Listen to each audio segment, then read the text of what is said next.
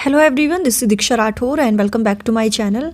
सो friends, next question discuss करेंगे EVS के, जो बहुत इंपॉर्टेंट होने वाले हैं आपके सभी टेट एग्जाम के लिए। सो जल्दी से वीडियो को लाइक एंड शेयर कर दीजिए और चैनल को सब्सक्राइब कर लीजिए। तो शुरू कर लेते हैं। तो आज की क्लास का सबसे पहला क्वेश्चन है, ओजोन परत मुख्यतः अवस्थित रहती है। और ये क्वेश्चन मैंने आप सभी से क्विज में पूछा था और सभी ने आंसर दिया भी था, स्ट्रेटोस्फीयर या समताप मंडल। ठीक है, तो ओजोन परत जो है पृथ्वी के वायुमंडल की एक परत है जिसमें ओजोन गैस की जो है संघनता जो है ज़्यादा देखी जाती है। ठीक है डियर, और ये समताप मंडल में जो है अवस्थित है और जो पृथ्वी पर जो है जीवन के लिए हानिकारक है। ठीक है, ओजोन परत, ठीक है, वैसे तो समताप मंडल में ओजोन परत जो है खतरनाक नहीं है, लेकिन जो पृथ्वी पर आती है ना वो खतरनाक होती है, जो ये ओजोन गैस होती है।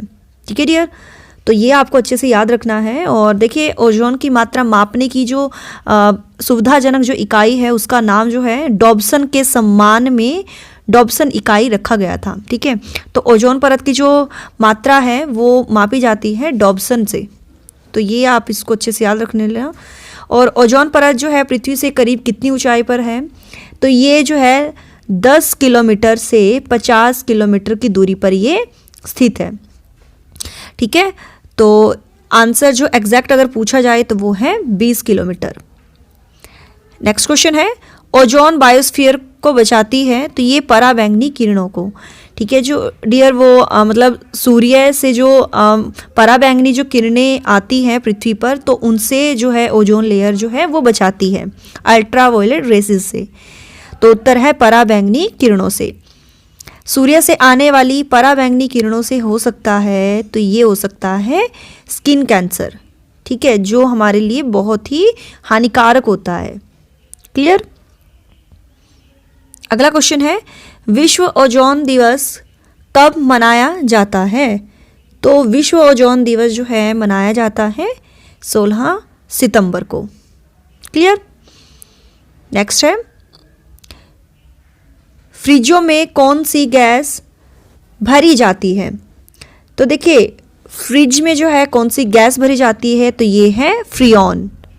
ठीक है, फ्रियोन, थोड़ा ये मिसप्रिंट है लिखा हुआ फ्रियोन।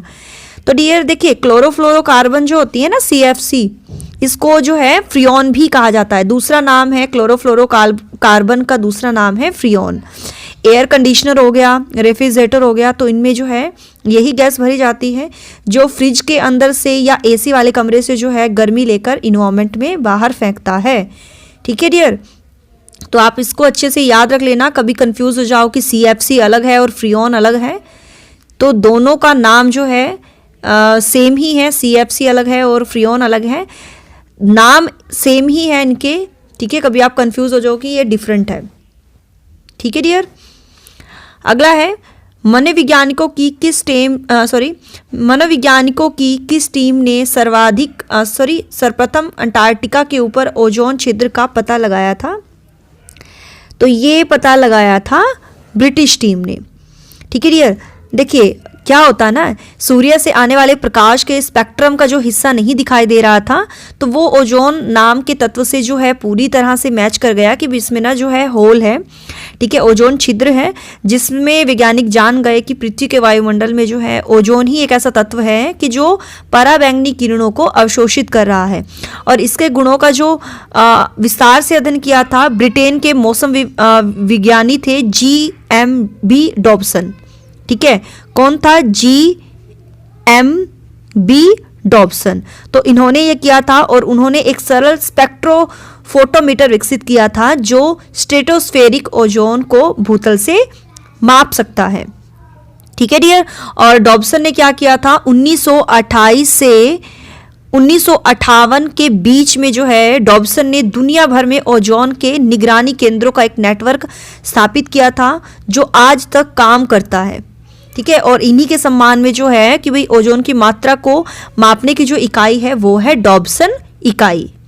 ठीक है डियर, तो इस तरह से ये इसको मैंने आपको अच्छे से एक्सप्लेन किया है। नेक्स्ट क्वेश्चन है, ओजोन परत का निर्माण सर्वाधिक है, तो ये है अंटार्कटिका के ऊपर। ओके। अगला है, मॉन्ट्रियल प्रोटोकॉल 1 जनवरी 1989 किसके रक्षण से संबंधित है? ये है संकटाग्रस्त प्रजाति से रिलेटेड। किसने तिब्बत के पठार के ऊपर वर्ष 2005 में ओजोन मंडल है ना, आभा मंडल ओजोन हेलो का पता लगाया था? तो ये है GW कैटमूर ने ये पता लगाया था। भारत के कुल क्षेत्रफल में वनों का क्षेत्रफल कितना है? तो ये है 21%। किस राज्य में वनों का सर्वाधिक क्षेत्रफल है? तो ये है मध्य प्रदेश में। भारत के किस राज्य में उसके क्षेत्र का अधिकतम प्रतिशत क्षेत्र वनाच्छादित है? तो ये है मिजोरम। और आपको ये इंपॉर्टेंट क्वेश्चन जो है लिख लेने हैं, ये बहुत इंपॉर्टेंट होने वाले हैं। अदरवाइज़ आप डिस्क्रिप्शन में लिंक दिए गए जो टेलीग्राम ग्रुप है उसमें जुड़ सकते हो, वहाँ पर आपको जो है PDF मिल जाएगी। नेक्स्ट है, भारत में अति सघन वनों का सर्वाधिक क्षेत्र किस राज्य में पाया जाता है? तो ये पाया जाता है अरुणाचल प्रदेश। वनाच्छादित क्षेत्र सर्वाधिक हैं, तो ये है पश्चिमी घाट में। भारत में मैंग्रोव ज्वारीय वनस्पति मुख्यतः पाई जाती है? तो ये पाई जाती है सुंदरवन में। नागालैंड की पर्वत क्रमशः बंजर होते जा रहे हैं, इसका प्रमुख कारण है? तो ये है झूम खेती, या जिसको हम स्थानांतरित कृषि भी कहते हैं। अगला है, भारतीय वन्यजीव संस्थान कहाँ पर स्थित है? तो ये है देहरादून में। विश्व के वन्य जीव भारत में पाए जाते हैं? तो ये पाए जाते हैं 5% में। WWF का प्रतीक कौन सा जानवर है? तो ये है जॉइंट पांडा। चिपको आंदोलन मूल रूप से किसके विरुद्ध था? तो ये था वनोन्मूलन के विरुद्ध। विश्व वन्यजीव दिवस मनाया जाता है? तो 3 मार्च को मनाया जाता है। National bureau of plant genetic resources कहाँ पर स्थित है? तो ये है नई दिल्ली में। विश्व बाघ शिखर सम्मेलन 2010 का आयोजन कहाँ पर किया गया था? तो ये किया गया था पिट्सबर्ग में। पेड़ पौधों एवं जंतुओं में सर्वाधिक विविधता विशेषता है उष्ण कटिबंधीय आर्द्र वन की। अंतर्राष्ट्रीय टाइगर दिवस कब मनाया जाता है? तो 29 जुलाई को।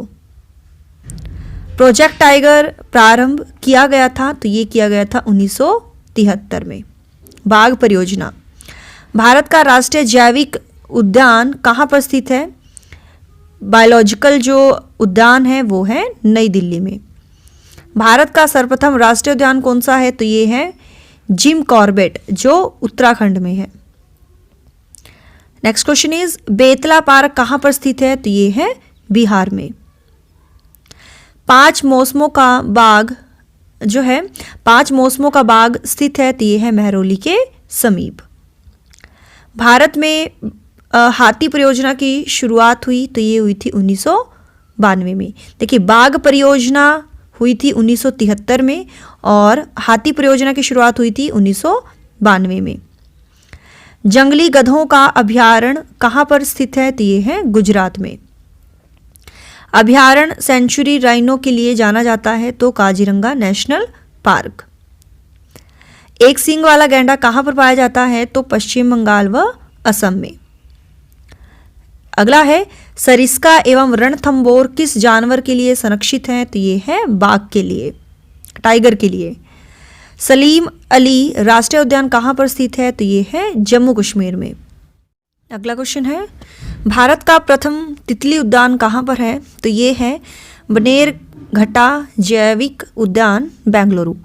देखिए, ये बहुत ही फेमस पार्क है, ये प्रथम बटरफ्लाई ये उद्यान है। और डियर, इसका जो मतलब संरक्षण क्यों किया जा रहा है? ताकि लोगों को जो है मतलब ये पता चले कि भाई ये किस तरह से जो है प्रजनन होता है तितली का। इस पे जो है रिसर्च किया गया और ये ना 2007 में ये स्थापित किया गया था। ये फेमस जो है एक पर्यटन स्थलों में से एक है ये पार्क, बनेरघट्टा जैविक उद्यान बेंगलुरु में ये स्थित है। ठीक है। अगला है, भारत में टाइगर प्रोजेक्ट के अंतर्गत कितने संरक्षित क्षेत्र हैं? तो ये हैं 46। पानी कहाँ पर गैस, तरल और ठोस के रूप में उपलब्ध है? यानी गैस, लिक्विड और सॉलिड के रूप में उपलब्ध है? तो ये है हाइड्रोस्फीयर। पृथ्वी की कुल सतह में लगभग कितने फीसदी क्षेत्र जो है जलमंडल वाला है, तो ये है 70%।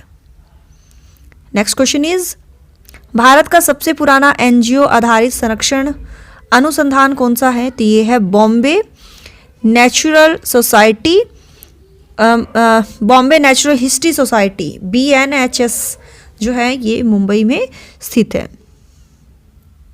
भारतीय वनस्पति सर्वेक्षण BSI का मुख्यालय कहाँ पर स्थित है, तो ये है कोलकाता। दुनिया में रबड़ का सबसे बड़ा उत्पादक और निर्यातक कौन है, तो ये है थाईलैंड। और डियर ये ना बहुत इंपॉर्टेंट क्वेश्चन है, मोस्टली एग्जाम में पूछे जाते हैं, कोई भी आपका टेट एग्जाम है EVS के क्वेश्चन पूछे जाते हैं, तो अच्छे से आपको ये याद रखना है। भारतीय प्राणी सर्वेक्षण की स्थापना कब हुई थी, तो ये हुई थी 1916 में। जीवाश्म ईंधन मुख्य रूप से बना होता है, तो ये बना होता है कार्बन से। पन बिजली की श्रेणी में आती है, तो ये आती है ऊर्जा के अक्षय स्रोत।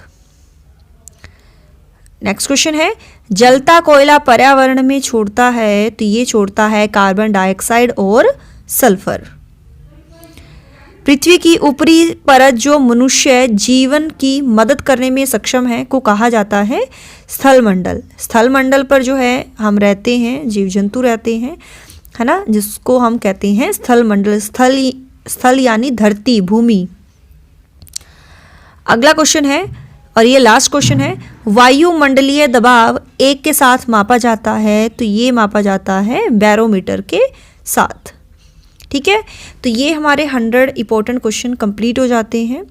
तो आपको ये वीडियो कैसी लगी तो कमेंट सेक्शन में ज़रूर बताइएगा, एक एक कमेंट आप सभी दीजिएगा। So thanks for watching my video, do like share and subscribe my YouTube channel. Till then bye bye, रब रखा, जय भोलेनाथ।